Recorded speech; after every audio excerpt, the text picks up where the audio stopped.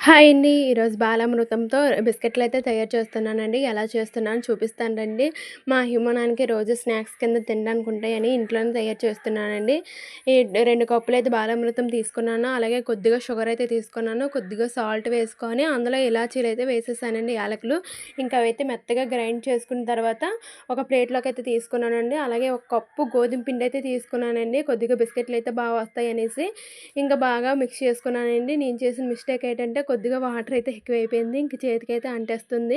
మీరైతే చేసేటప్పుడు ఇలా చేయకండి. కొద్ది కొద్దిగా వాటర్ వేసుకుంటూ ఉండండి. అదైతే చపాతీ ముద్దలాగా కలుపుకొని ఒక 10 నిమిషాలైతే పక్కన పెట్టుకున్నానండి. పక్కన పెట్టుకున్నాక ఇంక సాఫ్ట్‌గా అయ్యిందండి. దాని తర్వాత చపాతీలా ఒత్తుకున్నాను. చేత్తోనే ఒత్తుకున్నానండి. ఒత్తుకున్న తర్వాత బాగా మనకి ఏ షేప్‌లో కావాలంటే ఆ షేప్‌లో కట్ చేసుకోవచ్చు. నేనైతే మామూలుగా కట్ చేసుకున్నాను. నిలువుగా, అడ్డుగా కట్ చేసుకున్నాను.